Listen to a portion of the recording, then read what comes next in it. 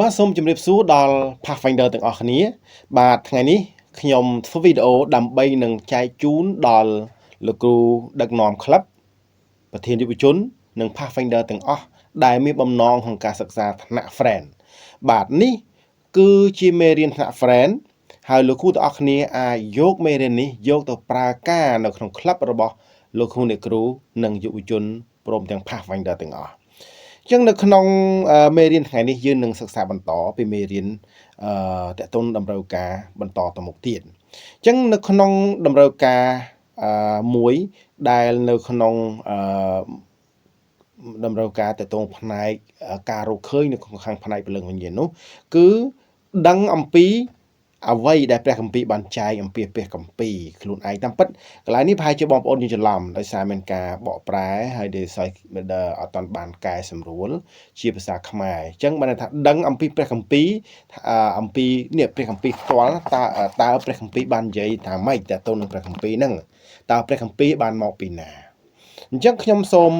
រៀបរាប់ត្រួសហើយខ្ញុំគិតថាតកតងទៅនឹងមេរៀនព្រះគម្ពីរនេះខ្ញុំជឿថាលោកគ្រូអ្នកគ្រូរួមទាំងក្រុម Pathfinder ទាំងអស់ឬក៏ប្រធានក្លឹបគាត់អាចរៀបចំមេរៀនបែបផែនផ្សេងគ្នាបន្តិចដើម្បីនឹងចែកជូនដល់ Pathfinder នៅក្នុងក្រុមរបស់យើងជាពិសេសគឺនៅក្នុងថ្នាក់ Friend ប៉ុន្តែដោយឡែកខ្ញុំធ្វើមេរៀននេះដើម្បីជួយដល់ក្លឹបថ្មី Pathfinder ថ្មីឬក៏អ្នកដឹកនាំថ្មីដែល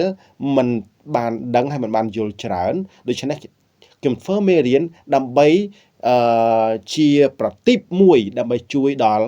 សម្រួលដល់ការដឹកនាំនិងការបង្រៀនដល់ពួកគាត់អញ្ចឹងនៅក្នុង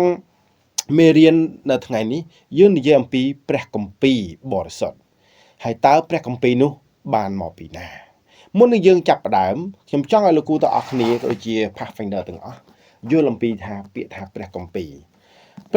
រគឺជាសៀវភៅមួយក្បាលដែលបានសរសេរឡើងណាដែលមានហោរាចំនួនប្រហែលជា40នាក់ហើយបានសរសេរឡើងនិពន្ធឡើងបណ្ដាឲ្យសរសេរដោយសារអំណាចនៃព្រះវិញ្ញាណបរិសុទ្ធដែលព្រះអង្គឲ្យអ្នកសរសេរនោះគឺមកពីទីតាំងផ្សេងគ្នាវប្បធម៌ផ្សេងគ្នាចំណេះដឹងផ្សេងគ្នាហើយអ្នកសរសេរនោះទាំងអស់នោះគឺជាអ្នកសំណប់របស់ព្រះជាម្ចាស់នៅក្នុងព្រះគម្ពីរទាំងមូលគឺបែងចែកជាពីរផ្នែកធំគឺព្រះគម្ពីរសញ្ញាចាស់ហើយនិងព្រះគម្ពីរសញ្ញាថ្មីព្រះគម្ពីរសញ្ញាចាស់ចាប់ផ្ដើមពីព្រះគម្ពីរលោកុបាទដល់ព្រះគម្ពីរម៉ាឡាគីហើយព្រះគម្ពីរសញ្ញាថ្មី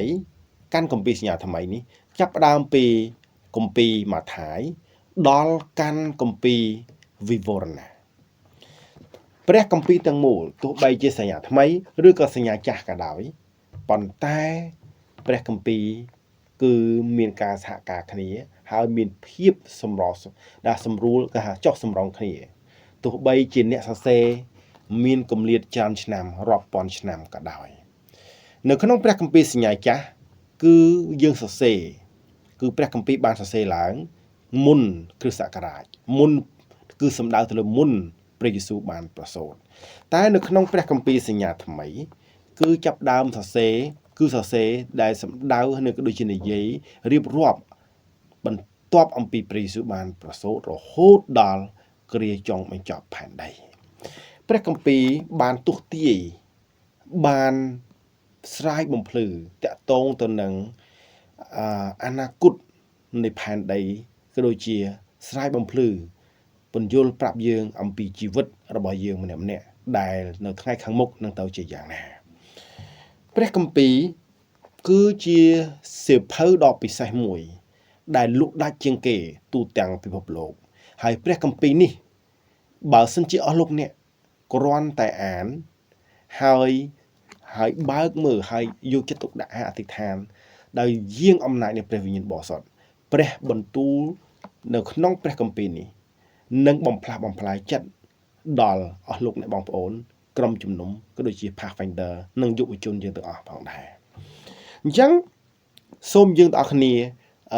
ក្រឡេកទៅមើលប្រធានបទក៏ដូចជាចំណុចសំខាន់នៅក្នុងមេរៀនថ្ងៃនេះខ្ញុំសូមលើកយក នៅមេរៀនចំណុច3ដែលដើម្បីនឹងពន្យល់នៅក្នុងមេរៀនតកតងទៅនឹងព្រះគម្ពីរបរិសុទ្ធនេះព្រះគម្ពីរគឺបានមកពីព្រះជាម្ចាស់ព្រះគម្ពីរគឺជាព្រះវិញ្ញាណបណ្ដាឲ្យតែងចឹងនៅក្នុងចំណុចថ្ងៃនេះខ្ញុំលើកចំណុច3ទី1ព្រះគម្ពីរបានមកពីព្រះវិញ្ញាណរបស់ព្រះហើយទី2ព្រះគម្ពីរគឺជាចង្គៀងបំភ្លឺផ្លូវរបស់យើងហើយទី3ព្រះគម្ពីរជាមូលដ្ឋានគ្រឹះនៃជំនឿនិងការសង្គ្រោះរបស់យើងឥឡូវសូមយើងអ្នកគ្នាក៏លេខទៅមើលចំណុចទី1ដែលនិយាយអំពីព្រះគម្ពីរបានមកពីព្រះវិញ្ញាណបរិសុទ្ធព្រះវិញ្ញាណបរិសុទ្ធជាអ្នកបណ្ដាលឲ្យតែងឥឡូវសូមបាក់ទៅព្រះគម្ពីរជាមួយខ្ញុំនៅក្នុងព្រះគម្ពីរធីម៉ូថេទី2ចំពុក3ខ16ខ្ញុំសូមអានជូនគ្រប់ទាំងបទគម្ពីរគឺជាព្រះទ្រង់បានបញ្ចេញព្រះវិញ្ញាណបណ្ដាលឲ្យតែងទេក៏មានប្រយោជន៍សម្រាប់ការបង្រៀនការរំលឹកឲ្យដឹងខ្លួនការប្រដៅតម្រង់និងការបង្ហាត់ខាងឯសេចក្តីសុចរិតនេះគឺជាព្រះបន្ទូលដែលបានបង្ហាញតទៅនឹងព្រះគម្ពីរផ្ទាល់ថាព្រះគម្ពីរនេះបានមកពីណាគ្រប់ទាំងបទគម្ពីរមានន័យថាម៉េចទាំងគម្ពីរសញ្ញាចាស់ទាំងគម្ពីរសញ្ញាថ្មីទាំងគ្រប់ខទាំងអស់គឺជាព្រះទ្រង់បានបញ្ចេញព្រះវិញ្ញាណបណ្ដាលឲ្យតែងទេមានន័យថាម៉េចគឺព្រះវិញ្ញាណជាអ្នកតែងណាគឺព្រះវិញ្ញាណតែងក៏មានប្រយោជន៍សម្រាប់ការបង្រៀនបាទអញ្ចឹងព្រះគម្ពីរក៏អាចបង្រៀនយើងឲ្យយើងយល់អំពីជីវិតរបស់យើងម្នាក់អំពីផ្លូវល្អផ្លូវអាក្រក់ឬក៏អ្វីផ្សេងៗគឺបង្រៀនយើងហើយមិនត្រឹមតែប៉ុណ្ណោះមិនមែនគ្រាន់តែបង្រៀនទេការរំលឹកឲ្យដឹងខ្លួនពេលដែលខ្ញុំធ្វើខុសនៅពេលដែលខ្ញុំអានព្រះគម្ពីរបានរំលឹកខ្ញុំថាធ្វើខុសហើយតែបើសិនជាកាលណាយើងអានសភៅផ្សេងទៀតប្រហែលជាសភៅនោះមិនបានដាស់តឿនយើងទេព្រោះឯគ្មានអំណាចព្រះគង់នៅជាមួយតែសម្រាប់អស់លោកអ្នកដែលអាននៅព្រះបន្ទូលព្រះនៅពេលដែលយើងអាននៅត្រង់ចំណុចណាមួយដែលមិនល្អដែលយើងគិតដែលថាធ្លាប់ថាប្រព្រឹត្តខុសហើយនោះធ្វើឲ្យយើងទាំងគ្នាបានដឹងកែប្រែនៅទម្លាប់មិនល្អចេញរំលឹកដឹងខ្លួនពេលដែលយើងបានធ្វើខុសអ្វីមួយការប្រដៅតម្រង់នេះព្រះគម្ពីរណែនាំប្រដៅតម្រង់អញ្ចឹងហើយបានជាលោកគ្រូអ្នកគ្រូក្រុមជំនុំទាំងអស់គ្នាបើសិនជាកាលណាជាពិសេសរួមទាំង Pathfinder ផងបាទអធិស្ឋានអញ្ចឹងបើសិនជាកាលណាយើងសិក្សានៅព្រះបន្ទូលព្រះយើងនឹងបានព្រះបំផ្លាស់បំប្រែយើងអញ្ចឹងបើសិនជាឪពុកម្ដាយឬក៏លោកគ្រូអ្នកគ្រូដែលជាអ្នកបង្រៀនព្រះបន្ទូលព្រះទៅក្រុមជំនុំបើសិនកាលណាយើងប្រើពាក្យខ្លួនឯងយើងនិយាយដោយខ្លួនឯងប្រហែលជាគេមិនស្ដាប់ទេកូនមិនស្ដាប់ទេបើសិនជាពុកម្ដាយប្រើតែពាក្យសម្ដីខ្លួនឯងហើយឲ្យមានផ្លាស់ប្រែតទៅសោះតែបើសិនជាកាលណាយើងប្រើព្រះបន្ទូលដើម្បីប្រដៅតម្រង់ដើម្បីឲ្យគេបានដើរទៅតាមគន្លងរបស់ព្រះជាម្ចាស់នោះ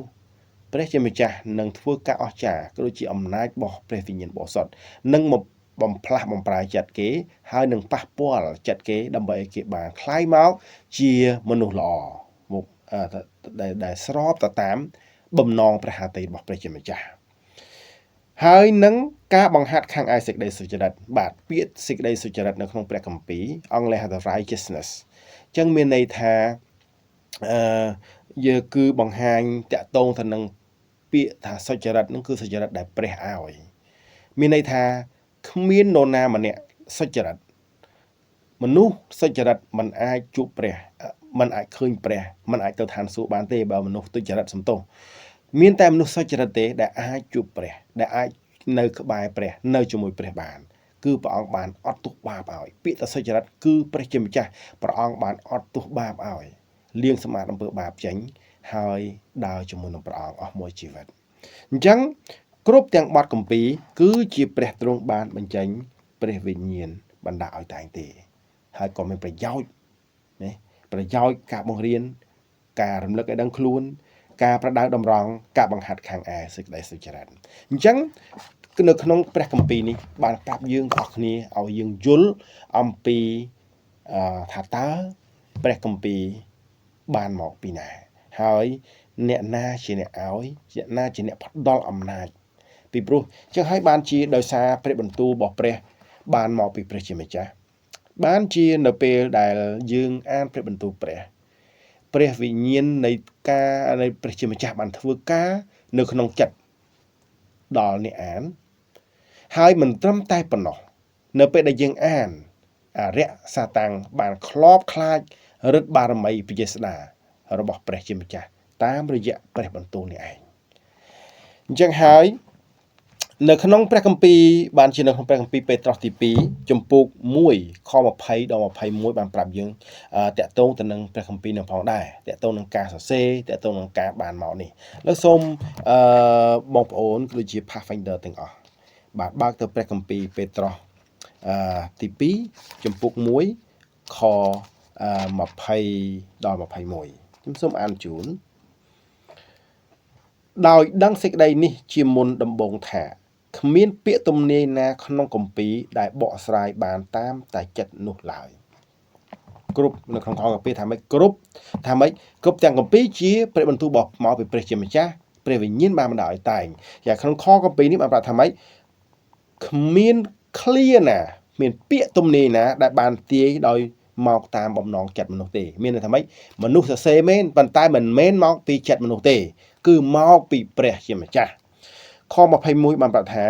ត្បិតសេចក្តីទំនាយមិនដែលមកដោយបំណងចិត្តមនុស្សទេគឺជាមនុស្សបរិសុទ្ធរបស់ព្រះដែលបានទីមកដោយសារព្រះវិញ្ញាណបរិសុទ្ធទ្រង់បណ្ដាឲ្យតែងវិញអញ្ចឹងបានស្គាល់ថាព្រះបន្ទូលឬក៏ព្រះគម្ពីរនេះទោះបីជាបោះពុំប្រមាណ100ដងយ៉ាងណាក៏ដោយទោះបីបកប្រែច្រើនភាសាយ៉ាងណាក៏ដោយប៉ុន្តែជាព្រះបន្ទូលរបស់ព្រះដែលដើមដំបូងផុតដែលមកអំពីព្រះជាម្ចាស់មកអំពីព្រះជាម្ចាស់ដើម្បីឲ្យយើងទាំងអស់គ្នាបានទទួលព័ត៌មានដូចទទួលដំណឹងនិងបានឲ្យយើងទាំងអស់គ្នាបានយល់អំពីព្រះជាម្ចាស់បាទនេះចំណុចទី1អញ្ចឹងចំណុចទី1ព្រះគម្ពីរគឺបានមកពីព្រះជាម្ចាស់គឺព្រះវិញ្ញាណនៃព្រះបានបណ្ដោយតែងជាការពិតនៅសប្តាហ៍ថ្ងៃនេះព្រះគម្ពីរបានបកស្រាយ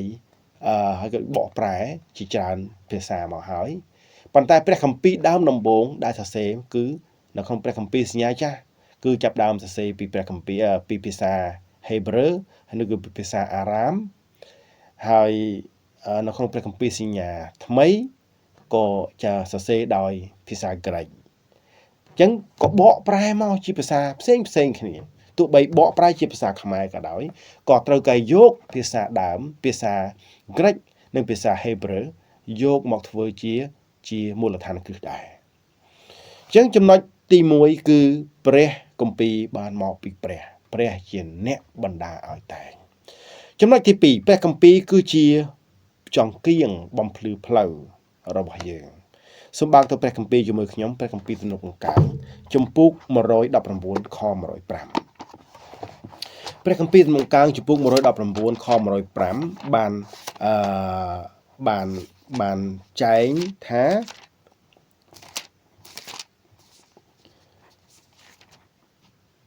ព្រះបន្ទូលនៃទ្រង់ជាចង្គៀងដល់ជើងទូលបង្គំហើយជាពន្លឺបំភ្លឺទូលបង្គំផងអញ្ចឹងនៅក្នុងព្រះគម្ពីរបាននិយាយថាព្រះគម្ពីរនៅក្នុងព្រះគម្ពីរគឺជាព្រះបន្ទូលរបស់ព្រះជាម្ចាស់ហើយព្រះបន្ទូលនេះគឺជាចង្គៀងណាគឺជាចង្គៀងដើម្បីបំភ្លឺផ្លូវណាជាចង្គៀងដើម្បីបំភ្លឺផ្លូវណាបំភ្លឺផ្លូវយើងហើយក៏ជាពន្លឺណាជាពន្លឺដើម្បីបំភ្លឺឲ្យយើងបានដឹងបំភ្លឺផ្លូវបំភ្លឺជើងឲ្យយើងបានដើរឲ្យត្រូវពាក្យថាជើងនេះមិនមែនសំដៅលើជើងដែលយើងដើរជាការពិតសំដៅលើជើងការអនុវត្តការប្រព្រឹត្តប្រចាំថ្ងៃតែអ្វីដែលបំភ្លឺនោះគឺបំភ្លឺចិត្តរបស់យើងឲ្យយើងបានភ្លឺធ្វើអ្វីឲ្យបានត្រឹមត្រូវនោះឯងគឺជាគោលបំណងនៃព្រះបន្ទូលរបស់ព្រះជាម្ចាស់ចង់បំភ្លឺចិត្តរបស់យើងដែលចិត្តយើងងងឹតដែលយើងធ្វើអ្វីដែលខុសធ្វើអ្វីដែលមិនត្រឹមត្រូវដែលខុសពីលោកីដែលភពដែលអ្នកផងទាំងមូលថាបញ្ហាសង្គមដែលកក់សោកខ្ពើមហើយយើងធ្វើខុសនោះមានន័យថាគឺជាការងឹតហើយអញ្ចឹង កត្តាដែលភ្លឺនោះដែលព្រះបន្ទូលបំភ្លឺនោះគឺឲ្យយើងធ្វើជាពលរដ្ឋល្អឲ្យយើងធ្វើជាមនុស្សល្អជាកូនល្អជាមនុស្សដែលស្ដាប់បង្គាប់ឪពុកម្ដាយស្រឡាញ់ឪពុកម្ដាយកូនដែលស្រឡាញ់គោរពស្ដាប់បង្គាប់ដល់មេដាបិតានោះឯងហៅថាជាមនុស្សដែលមានព្រះបន្ទូលហើយព្រះបន្ទូលបានបំភ្លឺនៅក្នុងចិត្តដល់ពួកគេហើយនៅក្នុងព្រះគម្ពីរបានប្រាប់ថាព្រះគម្ពីរយ៉ូហានជំពូក17ខ7បានប្រាប់យើងឲ្យយើងយល់ច្បាស់អញ្ចឹងលោកគ្រូអ្នកគ្រូដូចជា Pathfinder ទាំងអស់បើកព្រះគម្ពីរយ៉ូហានជាមួយខ្ញុំព្រះគម្ពីរយ៉ូហានជំពូក17ខ17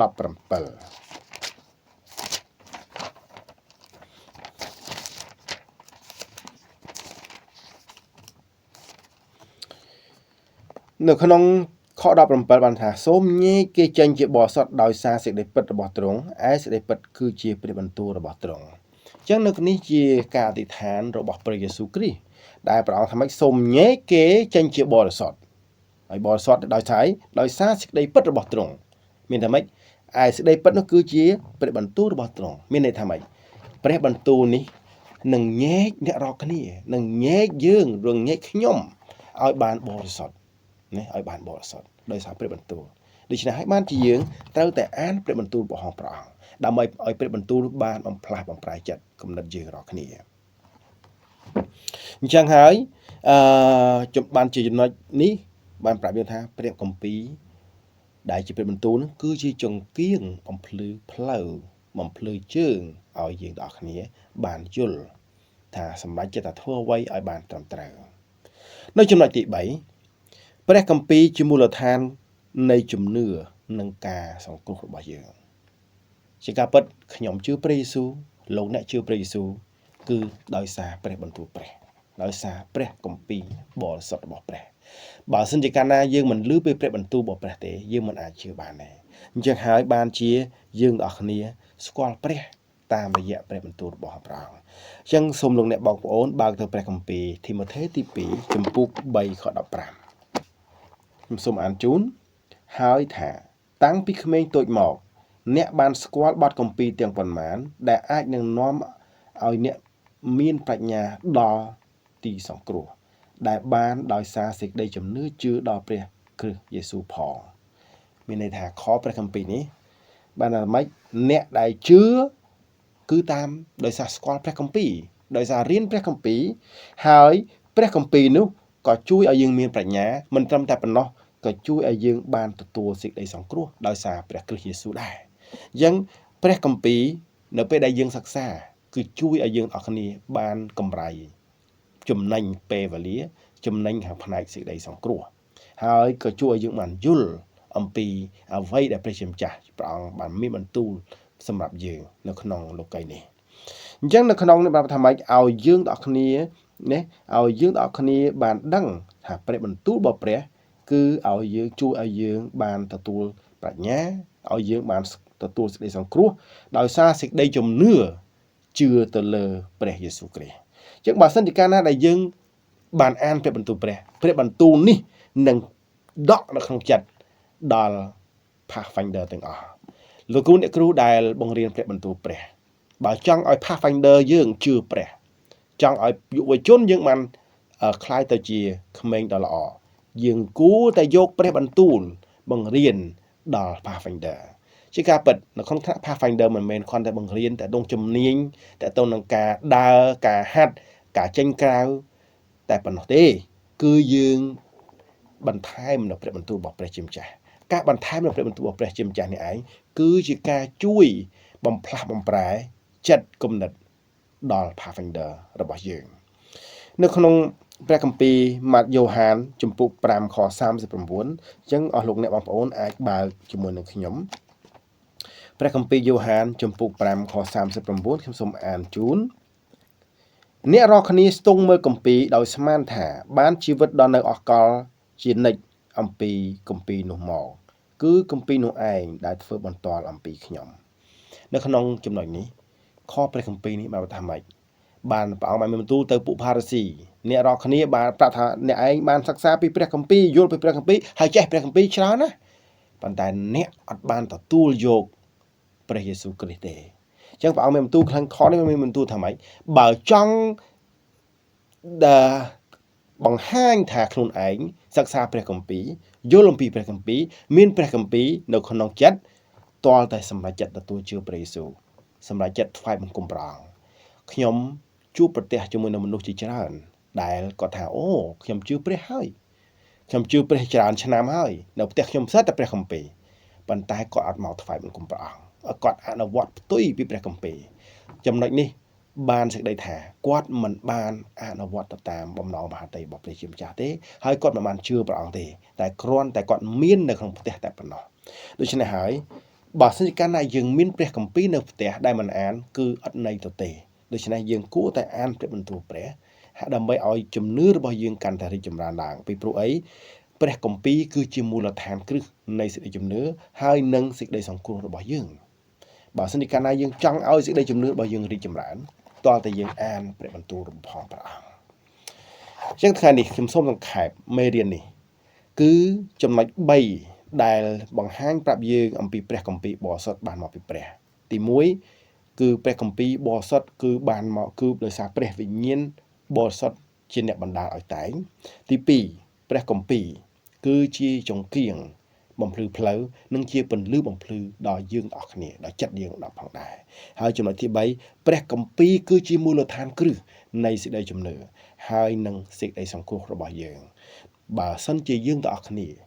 ចង់ឲ្យជីវិតរបស់យើងកាន់តែប្រសើរឡើងមានតែយើងសម្រេចចិត្តក្នុងការអានព្រះបន្ទូលព្រះជារៀងរាល់ថ្ងៃដើម្បីឲ្យយើងបានមានការរីកចម្រើនសូមព្រះជាម្ចាស់ប្រទានពរអាមែន